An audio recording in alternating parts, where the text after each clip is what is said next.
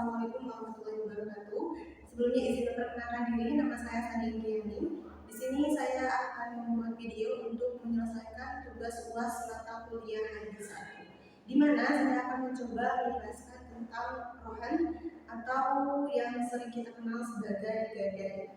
Pertama, seperti biasa, kita akan membahas dari pengertian terlebih dahulu. Nah, makna gadai dalam bahasa hukum perundang-undangan disebut sebagai suatu barang jaminan, ya, atau suatu agunan. Nah, akad dalam suatu rohan atau akad dalam suatu gadai dalam istilah terminologi positif disebut dengan barang jaminan, atau tadi disebut juga dengan agunan. Dalam Islam, yang namanya rohan itu merupakan suatu sarana saling tolong-menolong bagi umat Islam, tentunya tanpa adanya suatu imbalan, ya. Nah, sedangkan menurut istilah syarat, yang dimaksud dengan rohan atau yang dimaksud dengan gadai itu adalah menjadikan suatu barang yang tentunya barang ini harus memiliki suatu nilai, dia harus bernilai suatu harta dalam pandangan syarat, ya, sebagai jaminan suatu utang yang memungkinkan untuk mengambil seluruh atau sebagian utang dari barang tersebut. Nah, selain pengertian dari rohan yang barusan, ada beberapa pengertian rohan atau pengertian gadai dari para ulama. Pengertian rohan menurut para ulama, ada ulama Hanafiyah itu mendefinisikan bahwasannya rohan atau gadai itu adalah menjadikan suatu barang sebagai jaminan terhadap suatu utang, yang mungkin dijadikan sebagai pembayaran hak di utang itu, baik seluruhnya maupun sebagian. Itu menurut ulama Hanafiyah. Kemudian menurut ulama Malikiyah mendefinisikan bahwasanya gadai atau rohan itu adalah sesuatu yang bernilai harta, ya, yang diambil dari pemiliknya sebagai jaminan untuk utang yang tetap mengikat atau menjadi tetap. Itu menurut ulama Malikiyah. Nah, berdasarkan dari definisi yang sudah barusan saya paparkan, bahwasanya gadai atau rohan itu yang dikemukakan dari beberapa para ahli, ya, dapat diketahui bahwasanya rohan atau gadai itu adalah menahan barang jaminan yang bersifat materi milik si peminjam atau si rohin, ya, sebagai jaminan atau pinjaman yang diterimanya, dan barang yang diterima tersebut itu harus tentunya bernilai ekonomi, sehingga pihak yang menahan atau si mutahin ini bisa memperoleh jaminan untuk mengambil kembali seluruh atau sebagian utangnya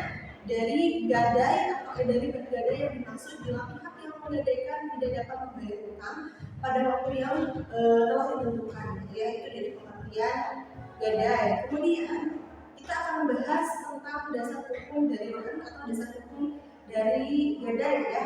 Ada yang pertama itu Al-Quran, kemudian sunnah atau hadis, kemudian yang terakhir itu adalah ijma. Itu adalah dasar hukum dari rohan atau dasar hukum dari gadai.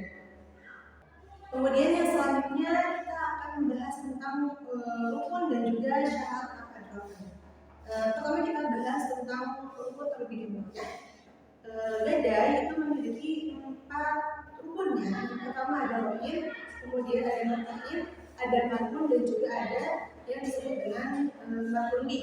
Nah, apa yang disebut dengan rohin, kemudian mutahin, marhun, dan juga marhundi? Nah, rohin itu yang pertama, rohin adalah orang yang memberikan gadainya, itu yang disebut dengan rohin, ya. Kemudian yang kedua ada mutahin. Mutahin itu adalah orang yang menerima gadai. Kalau tadi rohin adalah orang yang memberikan gadainya, sedangkan mutahin itu adalah orang yang menerima gadai. Kemudian ada yang disebut tadi dengan marhun atau rohan, ya. Marhun itu adalah harta yang digadaikan untuk menjamin utang, ya.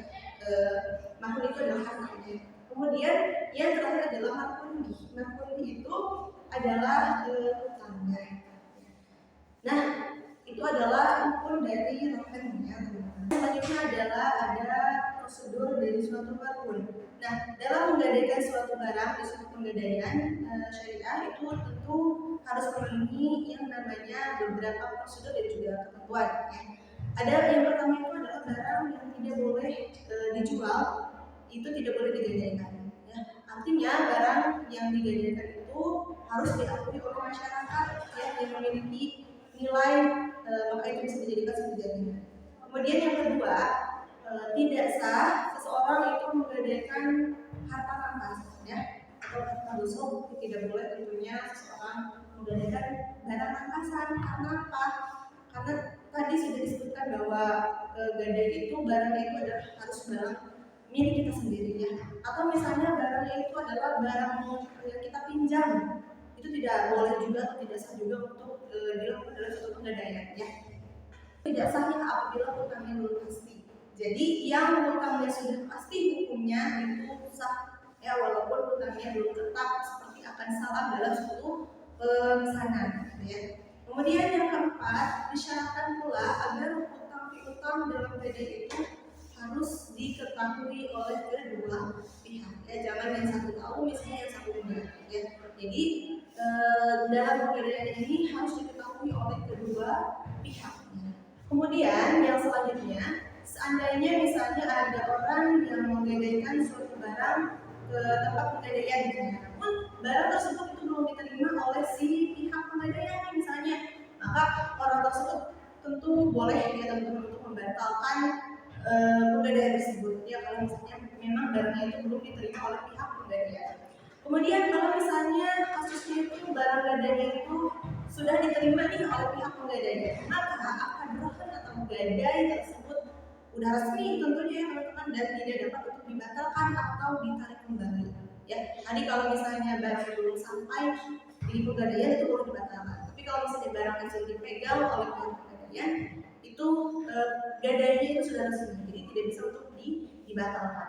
Kemudian ada penarikan kembali atau pembatalan akad gadai itu ada kalanya dengan suatu ucapan misalnya atau juga boleh dengan suatu tindakan. Jadi ada dua boleh dengan ucapan, pembatalan itu boleh juga dengan tindakan. Kemudian jika akhir masa sewanya itu belum tiba maka waktu pembayaran hutangnya juga tidak termasuk dalam suatu pembatalan. Bagaimana kalau misalnya ada kasus si pihak penggadaian misalnya mengatakan kalau barang gadaian itu musnah misalnya atau rusak maka tentu pengakuan tersebut itu dapat dibenarkan tapi dengan disertai dengan satu sumpah Kenapa? Sebab penggadaian itu tidak menjelaskan sebab rusaknya barang tersebut atau dia juga menyebutkan tapi misalnya tidak jelas barang itu rusaknya kenapa, barang itu kenapa bisa hilang atau kenapa barang tersebut bisa musnah dengan begitu saja. Kemudian seandainya penggadaian mengaku telah mengembalikan barang gadaian misalnya, pengakuan tidak dapat diterima kecuali disertai dengan suatu bukti atau dengan suatu kesaksian. Jadi ketika penggadaian atau penggadaian mengakui bahwa dia sudah mengembalikan barang tersebut, bukti bagi penggadaian itu tidak sulit dan tidak lagi barang yang di tangan penggadaian piutang sendiri, maka pengakuannya tidak bisa diterima kecuali tadi harus disertai dengan bukti sama halnya dengan pengakuan si peminjam jadi dua-duanya harus punya bukti. Kemudian yang terakhir adalah ada prosedur berakhirnya akad rohan. Akad rohan atau gadai itu akan berakhir apabila barang itu telah diserahkan kembali kepada pemiliknya maka otomatis rohan atau gadai itu berakhir kalau misalnya si pihak penggadaian itu mengembalikan atau menyerahkan barang kepada pemiliknya, maka dari situ berakhirlah sudah akad dari gadai atau akad rohan itu sendiri. Atau yang kedua misalnya si rahim itu dia membayar hutang dia membayar hutang semuanya, dilunasi hutangnya semuanya, maka dengan demikian berakhir akad rohin itu berakhir kalau misalnya si rohin ini melunasi hutang. Kemudian yang terakhir dijual dengan perintah hakim atas perintah si rohin itu adalah beberapa prosedur berakhirnya suatu akad rohin. Teman-teman mungkin itu saja yang bisa saya sampaikan pada kesempatan kali ini. Terima kasih. Wassalamualaikum warahmatullahi wabarakatuh.